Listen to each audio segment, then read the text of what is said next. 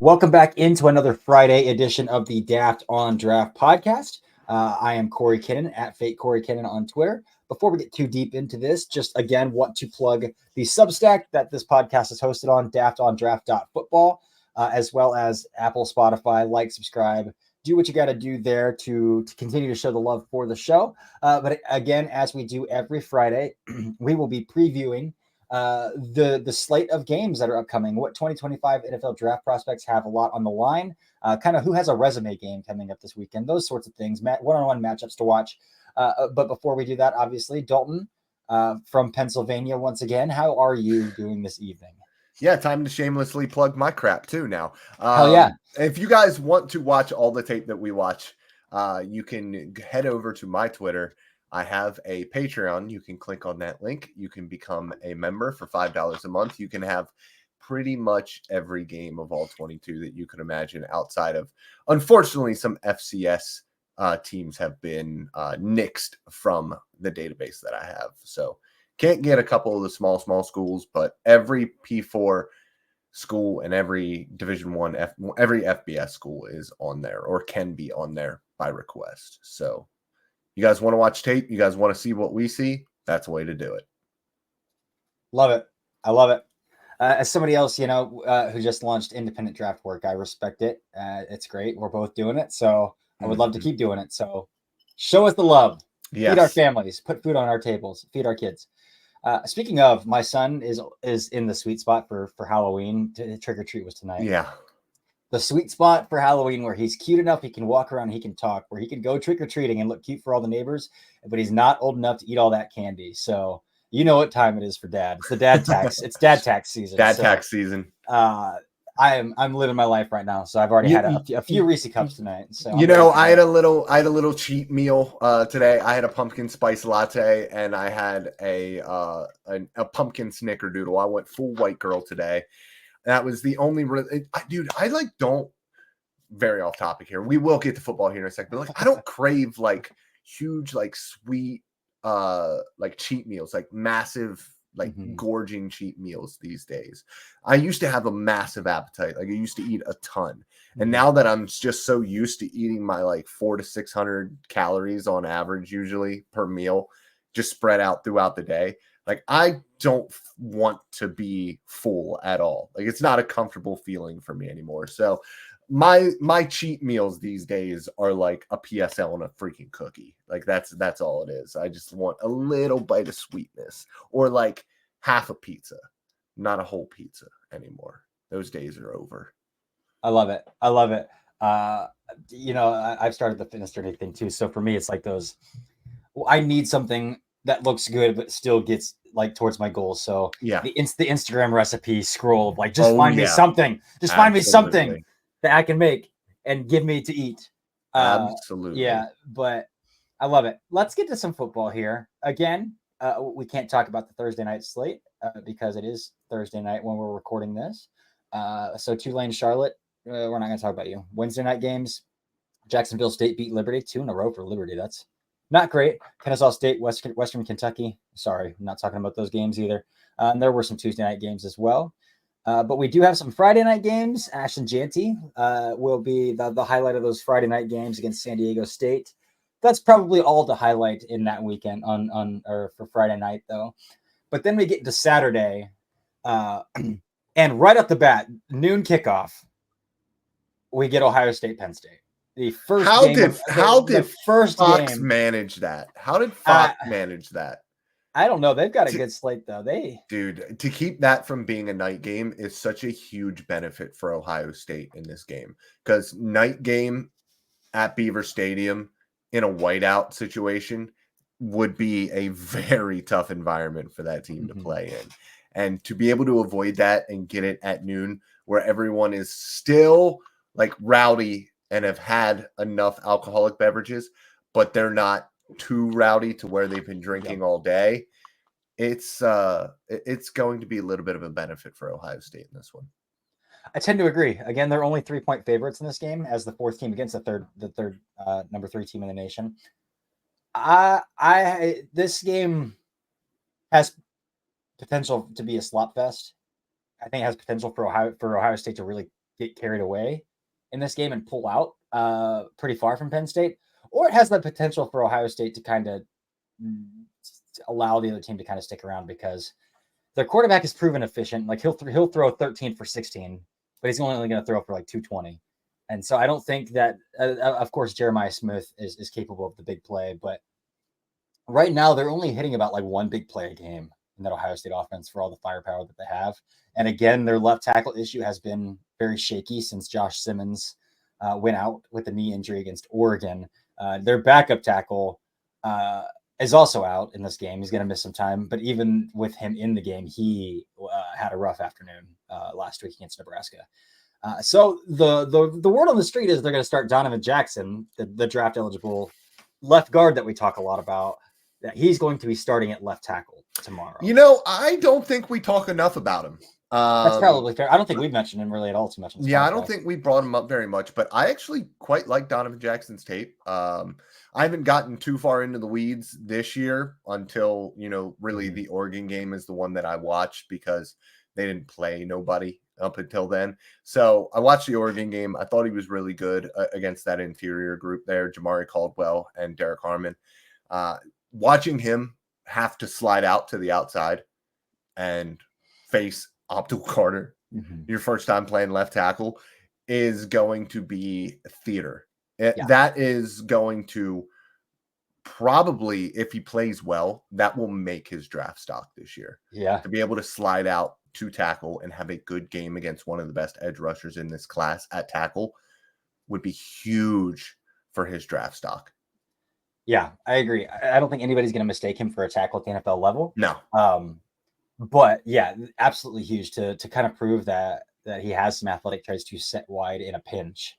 If an NFL team would need him to do something, and especially against an edge rusher who, after starting the season slow, is coming around. And I should say he started the season slow, but he also came into the season as Dane Brugler's number 2 overall prospect in the draft class. So the athletic traits, the Penn State freak athletic traits that Abdul Carter has are very evident. But I should say it's kind of come full circle again now where he's getting a lot of edge one talk again after a pretty slow start against some MAC schools that he should have beat up on. Some competition that he should have beat up on, to be honest. But now he's in conference play and he's beating up on people again. So that Abdul Carter edge one train is kind of coming full circle here this season. Kind of a resume game for your guy, Nick Singleton, as well. Because by every means, by every way you look at this, on paper, on tape, through an analytical lens, this Ohio State defensive line should dominate this game. Like, they should absolutely dominate this game. I don't think Penn State's offensive line is very good. Again, it rarely is. Right, it rarely is outside of the Olu Fashionews and the occasional draftable prospect that comes out of that line. But this is a game that Nick Singleton is probably going to have to create on his own. And so I think this is, again, your guy, your RB2. I think this is a resume game for Nick Singleton. No, it absolutely is. And I think the only thing that I would love to talk more about is Tyleik Williams, who is one of my favorite players in this class. Everybody wants to talk about all of these other defensive tackles. And when I look at what I like in a defensive tackle, it is more of that Jeffrey Simmons type player where, listen, he might not be a 65 pressure guy at the NFL level. He might not even be a 50 pressure guy at the NFL level, but he's going to be a problem against the pass on obvious passing downs, but he's going to give you really, really good reps as a run defender. He is a true 3-down player, and that is, in my opinion, exactly what Tyleik Williams is. I don't think he's a fantastic pass rusher, but he has the athletic ability. He's shown a little pass rush prowess in his time at Ohio State, but he is a stud of a run defender.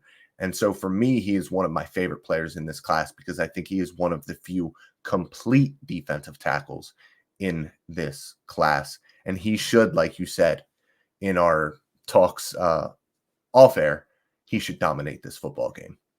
Yeah, he's one that I have a hard time trying to figure out like a good pro comp for him because his body type is a little weird for defensive tackle. Like he's got a little more fluff than you'd expect for like a highly drafted defensive tackle. A lot of those guys are a little more rocked up. and then his kind of his agility and his skill set doesn't really match the body type that he carries. So he's a hard one to kind of find a comp for.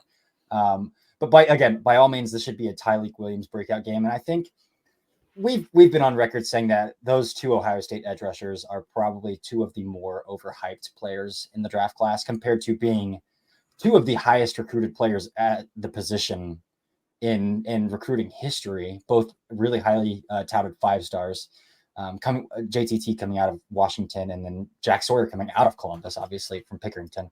And it just hasn't really lived up. And we talk about the traits a lot, and the traits aren't really there. And again, I think Jack Sawyer is pretty stubby arm length wise as well, so that doesn't really help a whole lot. But by all means, this is a game where they should be able to improve their draft stock as well, because they don't have what I would say dominant offensive tackles, or even like middle round draftable offensive tackles the way that Oregon has. And they didn't fare very well against guys that they should have fared well against Oregon. So I think this is a game that those guys need as well. But I think that's the other. I think there's one more I want to talk about, and that's Tyler Warren. If Penn State's going to create through the air, it's going to be Tyler Warren. Again, Drew Aller's a little banged up. He left the last game injured. He's a little banged up. And Drew Aller doesn't have a super deep ADOT anyway, average depth of target anyway. And if we're talking about a huge mismatch along the offensive line, Tyler Warren's been Penn State's best playmaker this year. And they're going to need him to do that as well. And they'll get it to him in manufactured touches, and they're going to have to do it again this week against Ohio State. They're going to have to get the ball out in creative ways to Tyler Warren and just let him work with the football in his hands, kind of like they did against USC. So and have him play a little quarterback. He can toss the ball out there a little bit with that left hand, and get him in the backfield a little bit. I wonder if they bring in because Aller's injured. I wonder if they bring in Pribula a little bit more in this game and run a little bit more of the option and try to really ground and pound in this one.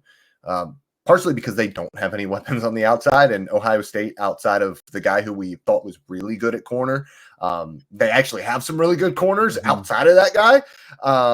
And then also some really good safety play as well. I think when you talk about Ransom, when he is on the field and it looks like he's playing in this game, it looks like he could be the kind of the matchup against Tyler Warren. There's also the freaky athlete at linebacker, number 6 for Ohio State, who I can't remember his name. Sonny Styles. Young kid, freak athlete. I don't think he's a great football player right now, but I'm pretty sure he's less than 20 years old still. It's his first year playing linebacker as well. Yeah. So, yeah. So I think that, the athleticism, if you get a linebacker that actually has to play in coverage against Tyler Warren, that would be a fun matchup to see because he is big and athletic. Yeah, for sure. Sonny Styles, I think his tape against Iowa is really good, but you can tell this is his first year playing linebacker from playing safety, but he's a legitimate 6'4", 235. So he's got a body type and an athletic skill set that next year we'll probably be talking a lot about him. But I would imagine, again, he did reclassify out of high school, so he is a true junior and only 19 years old. So I think there's a solid chance we'll see him back at Ohio State next year. Let's talk about Duke and Miami a little bit, and really, again, more consistency from Cam Ward is kind of what we need here. Charting his Florida State game, coming off the Louisville game. The Louisville game was probably the most consistent performance I saw from him this year, outside of the week 1 against Florida, where he lit it up, obviously. And then the Florida State game, I think he was a bit of a yak merchant, which they were up big in that game anyway. They didn't need to be taking shots. Like, just get the ball to screens to guys like Xavier Restrepo, just hit the RPO slants to Isaiah Horton. He did that fine. He pushed it down the field 3 or 4 times, and each of those times was pretty off, in my opinion, from watching that game. So I did think the Florida State game was a little uneven.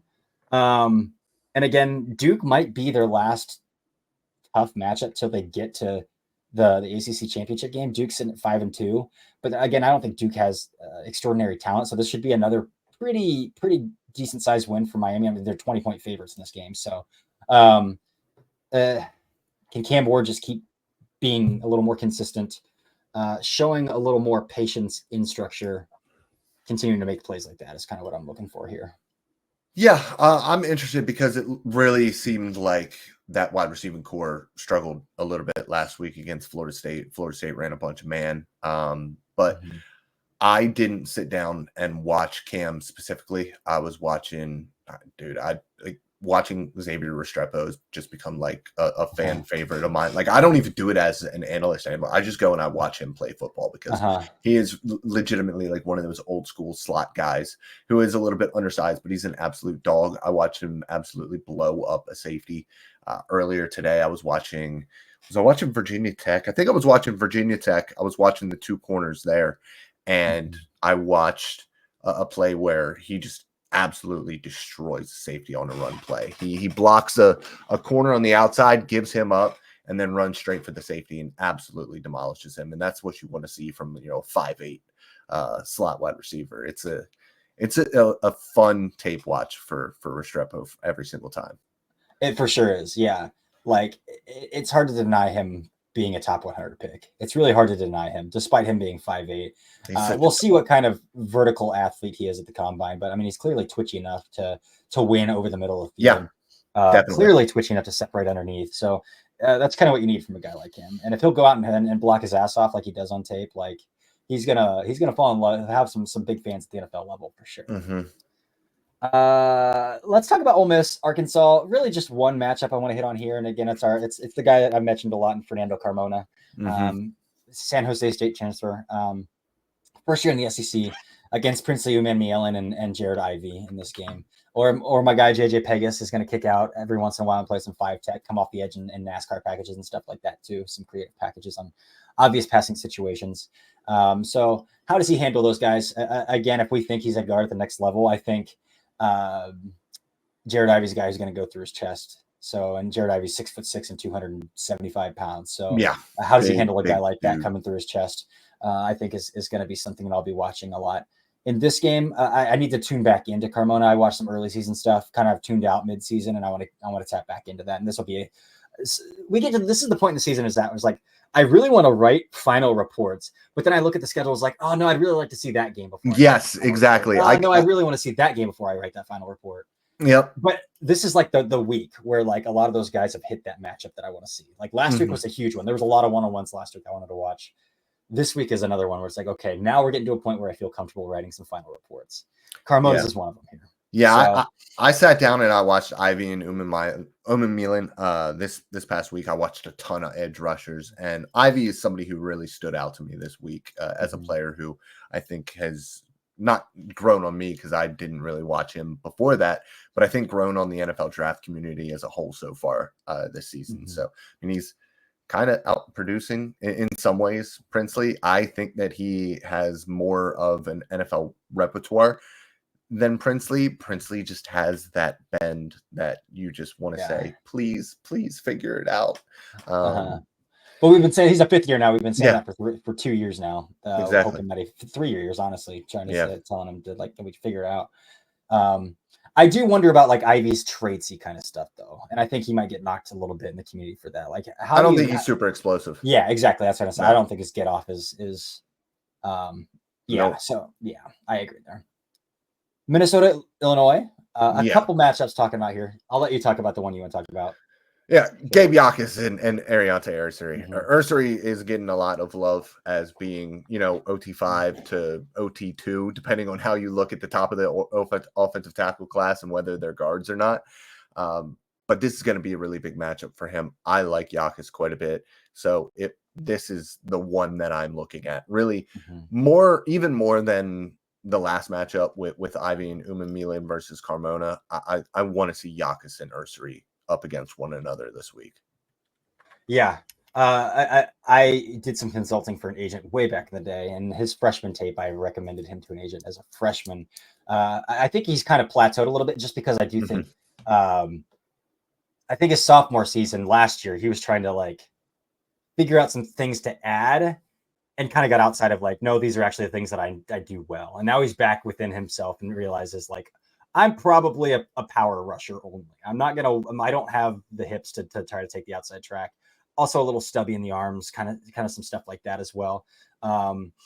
He kind of reminds me a little bit of like Zadarius Smith out of Kentucky when Zadarius came out of Kentucky. Kind of shorter, sawed off in the arms. Body type kind of similar, 6'4", 275-ish, kind of a bigger build.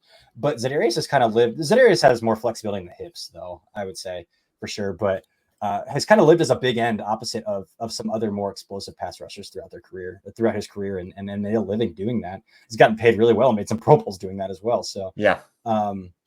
In this game as well, we can flip it to an Illinois offensive tackle, Ja Joyner, Minnesota edge rusher versus JC Davis as well. It's really, really, really easy to love JC Davis's athletic traits. Yes. It's also really easy to put up some red flags with some of his technique and his pad level and his down consistency and some things like that. Love the athleticism, though. Love it. It's like, who was the kid who transferred from LSU to Kentucky, went undrafted, but was a freak athlete a couple of years ago? Dare Rosenthal. Do you remember Dare Rosenthal? Yeah. Yeah. Dude tested out of his mind at the combine, went undrafted. I haven't heard a thing about him. I don't even think he got signed as an undrafted free agent. Like, just fell off the map. I don't know. After he ran a sub 540 at the combine and leapt out of the building. That's kind of how I feel about JC Davis. Like, the technique is just not there. But again, you love the traits. And so I'm willing to take a look at this. And Ja Joyner is explosive. He is long. Doesn't have a full developed repertoire. But definitely has a body type, has the length, and has the explosiveness to win off the edge. Last one. We talked about Xavier Scott a little bit last week, DB from Illinois. And then Daniel Jackson we talked about this week. I gave him a helmet sticker actually this week. He went off for 9 catches, 119 yards, and a couple touchdowns last week against Maryland. So I think Daniel Jackson is another one of those receivers who's probably only going to be a wide receiver 3 at the NFL level, but like, how often are teams running anything other than 11 personnel? I mean, there's a lot of 12, actually. I should say that. 12 is kind of taking over the league again. But they're at least 40-50% of the snaps teams are in 11 personnel. So a wide receiver 3 is a very prominent role at the NFL level. And I think that's a role that, he can give you Z versatility or he can give you slot versatility. And if you have a wide receiver 2 who you want to mismatch in the slot, he can kick, he can play Z and give you that opportunity to kind of play around. So I want to see him in this game against Illinois as well. I got Virginia Tech Syracuse next. There's not like a ton to talk about here, but I did just watch Dorian Strong and Mansour Delane versus Jackson Meeks and Orondia Gadsden. Like, Gadsden plays mostly in the slot, so you're not going to see a ton of one-on-one matchups there, but Strong's played a little bit in the slot as well, so we might get that matchup a little bit. But more than anything, this is a Bashal Tutton or Tutton versus his own ability to hold on to the football for the rest of the year. That's really all I care about. And honestly, I say that, but like Jonathan Taylor and his lack of ball security at the college level has kind of made me want to go the complete opposite direction and say, like, I just don't care about ball security at the college level, because like that's something that you can technically figure out very easily at the NFL level, it seems like. And so I don't want to get too down on him because he is a ton of fun to watch play football, but he fumbles it literally like every 30 touches. Like, it's historically, I've never seen numbers that bad before. So I wonder if there is a fix for holding the ball like a loaf of bread. Yeah. Tiki Barber kind of had that issue way back in the day for the Giants too. Even at the NFL level. At the NFL level. He fixed it at the NFL level. Yeah. Yep. Yeah, but he is a lot of fun to watch when he can get through a hole. Explosive dude. Oregon and Michigan next. Yeah. Kind of everywhere. Everywhere. But I mean, the big one for me is Will Johnson versus Evan Stewart, Tez Johnson. And then on the other side of things, Connerly and Cornelius up against another edge rushing duo, this time Josiah Stewart and Derek Moore. You get a little bit of Mason Graham on the edge as well. So there are endless waves of pressure coming off of the edge and different pass rushers than what they had to face last time against Ohio State. Yep, I agree. Very different styles. More not quite as much. More is more of the body type of Jack Sawyer a little bit, but Stewart definitely more of that like smaller DPR outside linebacker type. Yeah, some outside shoulder testing for sure that Yeah. might not have been seen a lot in the Ohio State game. Mhm. Yeah, the Will Johnson Evan Stewart one, that's gonna be a ton of fun. Otherwise, Derek Harmon is a hot prospect right now in the draft community after his start with Oregon after transferring over from Michigan State. And how does he handle? And Michigan's going to run the ball a lot because he can't throw it. So, Yeah. and he's had a really good body of work against the run this year. So, does that continue? That'll Yep. be worth watching as well. This will also be a big game to watch Jamari Caldwell, the nose tackle for Oregon, because he's a nose tackle. He defends against the run, and he does a pretty darn good job at it. So this should be a fun one for him as well. Yeah, which also makes it kind of a resume game for Kaleo Mullings as well on the other side. Again, ultimately, I don't know if Kaleo Mullings is going to declare. This is just like he's a converted linebacker playing running back now. So like ultimately he could go back. He's been buried behind some really good draft eligible running backs at Michigan. So he could go back. But this is kind of a resume game for him again. That Oregon defensive line has the advantage over the Michigan offensive line, which feels weird to say about a Michigan offensive line. But that's how it is this year. But they're going to have to run the ball because they cannot throw the football. Yeah, so. and I also do want to bring up just very quickly. I want to bring up running back Jordan James for the Oregon Ducks as well. Somebody who has flashed to me in that Ohio State game specifically. So I want to see him again. Against this Michigan defense, which is pretty darn talented still. Yeah, for sure. Florida, Georgia. There's one matchup I can think of off the top of my head in this one, and that's Austin Barber. Nate Tice with Yahoo Sports just dropped his top 50, and he put Austin Barber just on the outside looking in. I was not that big of a fan of Barber, but again, I could check back in. I probably will check back in after this game. This is a game to check in on, obviously. This is a resume game for sure against Mykal Williams, Jalen Walker, Dorian Wilson, I think Damon Wilson, the sophomore edge rusher for Georgia, who's very good already as well. So this is a game. This is a check back in game for Austin Barber for me, where I came in and he had some hype. I talked to some buddies over the summer that liked him. It was a little clunky to me, a little wide in the hands for me. Gave up his chest a lot for me. But this is definitely a game that I'll check back in on. He's got traits. USC transfer a couple of years ago. He's been in Florida for a while now, but this is a game to check back in on there. Anything else stand out to you in this Georgia Florida game other than like maybe some Carson Beck? Just don't be a dummy. That's about it, because I mean, even when I look at the Georgia secondary members, like I just don't see it. I know that Everett's getting some love. I haven't seen it on the defensive side of the ball there for Georgia this year, but that's probably ball production in a big game for Everett hype. But yeah, Eugene Wilson is a guy who he's only a true sophomore for Florida, but he's kind of the guy that I'm watching, 5-star, huge recruit. So for me, he's kind of who I want to see against that Georgia team, because the Georgia corners, I think the biggest thing that I've noticed just from most of them throughout my time doing this is they have some really talented guys at times, but a lot of them are on a little bit bigger side. And they're a little bit stiff. All of them. Yep. And they have no ball skills. They never have ball skills whatsoever. Oh my gosh. So it will be interesting to watch that matchup if you get him, because Wilson runs a lot more in the slot. He's a little bit smaller guy anyways, so probably won't get that matchup particularly, but just something to watch for. Yeah. Love it. I'll be watching the Indiana game just because I love this Indiana football team. They should kick the crap out of Michigan State. Like that shouldn't be a game. Michigan State's in the first year of a new regime with Jonathan Smith, and I think they're heading in the right direction. I do like the tools of Aiden Childs. He's throwing a lot of interceptions, but again, he's a first year starter, and he's overcompensating for a lack of talent around him for a lot of it as well. But I think we'll talk a lot about him next year, and we should see a massive jump from him next year, I should say. Yeah. But he has caught my eyes tool wise.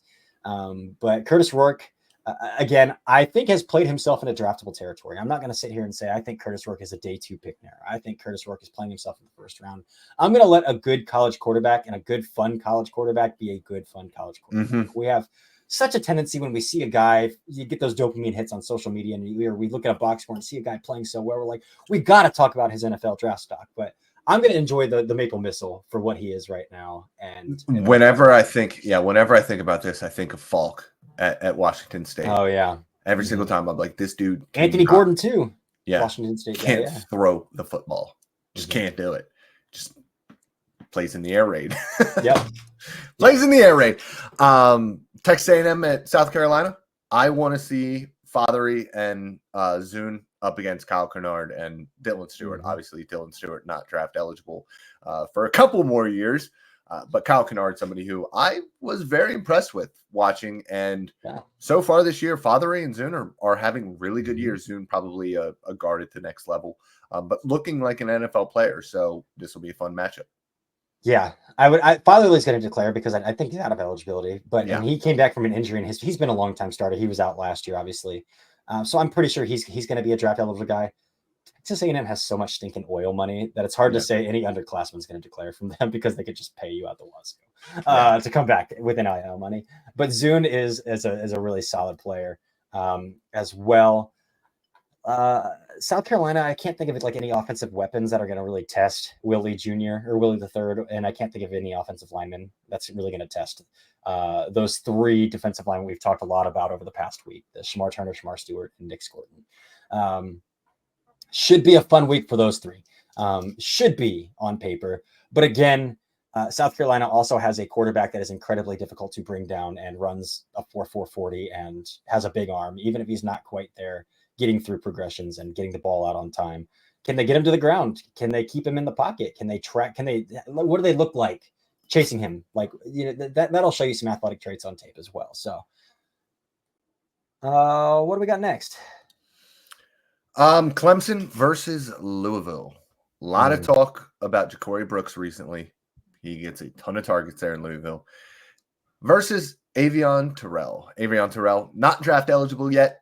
Only a true sophomore, but he will be an NFL player. That is the younger brother of AJ Terrell there at Clemson. Yeah. So I was charting Cade Klubnik, obviously, and I've actually been a pretty big Cade Klubnik fan this year. Again, don't think he's going to declare, but a former 5-star, a really highly recruited quarterback, who I put as my QB4 in a tier of these guys who benefit from going back to school, but that's still a tier above where I put guys like Carson Beck. Ultimately, I think he does go back, but he's got a big arm. He's got some really fun mobility too. He can scoot. He can he's a good run. athlete. Very good athlete. But they have a little slot receiver. Again, he's also I don't even know if he's draft eligible yet because all of their receivers are super young. They've got two true freshman receivers who are playing starting for them as well. But his name is Antonio Williams. He wears number 0. He is a junior. He is a junior. Okay, he is draft eligible. I don't think he'll declare. The dude has insane burst, insane explosiveness. He catches bubbles and accelerates from 0 to 100 in before he hits the line of scrimmage. Just unbelievable burst. So he was a lot of fun to for me to watch peripherally while I was charting Cade Klubnik as well. Because he can just flat out fly.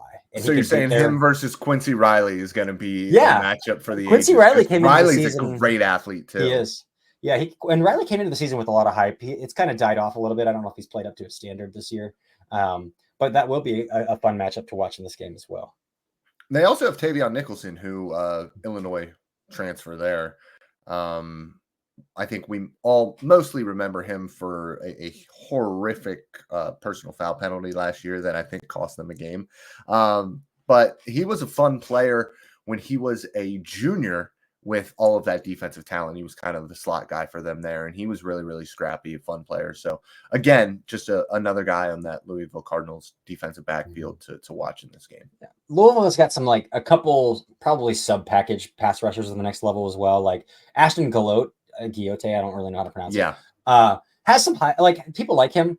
I just think he's too small to be a 3-down player at the next level. I think he's explosive enough, but not long enough. And then I think he has some density, but he's not overly large enough to kick in and play inside frequently. But him and Mason Reimer are two sub-package pass rushers on Louisville as well. Blake Miller, you've talked about one of your favorite pass protectors. Not so much all around game in the class, but as a Yeah. pure pass protector, one of your favorite pass protectors in this game as well. So something to watch out there on that game too. Looking over the schedule, man, that might be our last. Tennessee and Kentucky. You have, first of all, the Tennessee run game has been like their entire offense so far this year. And I want to see guard Andre Carrick, Javonte Spraggins, and then the center Cooper Mays versus Deone Walker. I just want to see just Deone Walker keep doing it. Keep doing it. And I'm not going to go that far and say do something because there are a lot of people that really like his game. I just want to see you do something more consistently. Give a little bit more consistent effort maybe, and really, really dominate on a consistent basis because yes, there is no denying the talent that he has, even as a pass rusher at 340 pounds. He can legitimately, with those bear paws, with the strength that he has, the violence that he has in his hands, he can get through the shoulder of blockers in 1v1 situations, in 2v1 situations. He can get skinny a little bit, but you're right. We talked about it yesterday.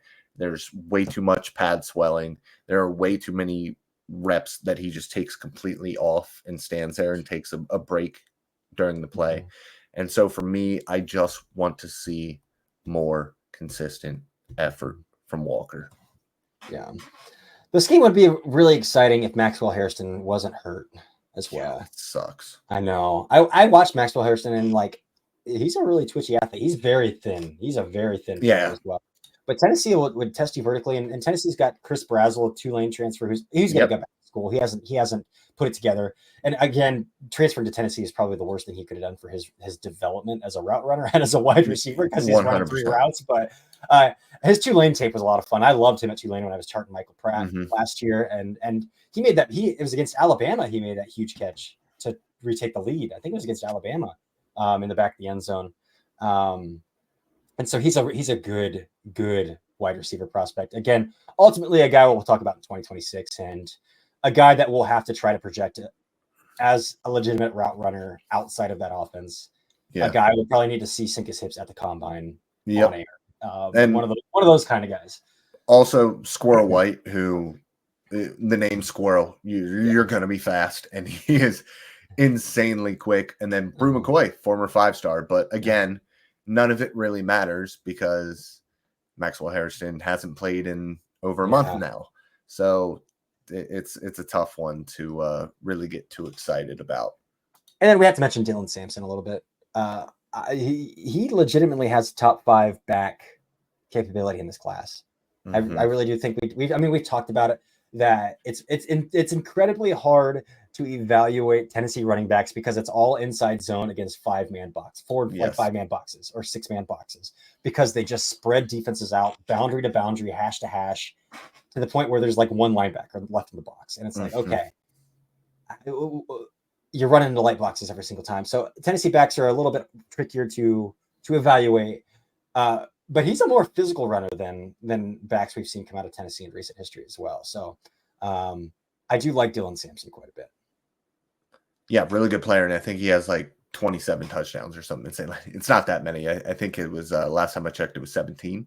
I don't know how many he scored last week, but he has also been a touchdown machine for them. So definitely somebody to watch just the rest of the season and see if he declares, because like you said, an incredibly difficult evaluation for running back at the University of Tennessee, or wide receiver or quarterback. Literally any position on offense is tough to evaluate at that school. Yeah. Yep. For sure. But I think that's it, man. Yeah, we looked at this and we were like, this slate's not awesome. And then we went and talked for 40 minutes. Happens every week. Just what we do. Yep. Happens every week. So yeah, Pitt, SMU, it's 2 ranked teams, but again, not this year. We'll talk about Holstein next year, but not this year. Yeah. So, yeah. Fun teams, but fun teams. No prospects. Agreed. All right. Well, we'll be back Tuesday. I'm sorry. We'll be back Monday recording. Yeah, we'll be back recording on Monday for Tuesday. And we'll talk about this slate. What happened? Helmet stickers. Who stood out? Any big upsets? Kind of just breaking it all down. that's it. That's it for now. And now we're just off to enjoying the slate before we get to talk about it. So that's always the best part. Always the best part. But that's it for another episode of the Daft on Draft podcast. I'm Corey, fake Corey Cannon on X, Twitter, whatever you want to call it. And that's Dalton Miller, Dalton B. Miller on X or Twitter, whatever you want to call it. Until next time, see ya.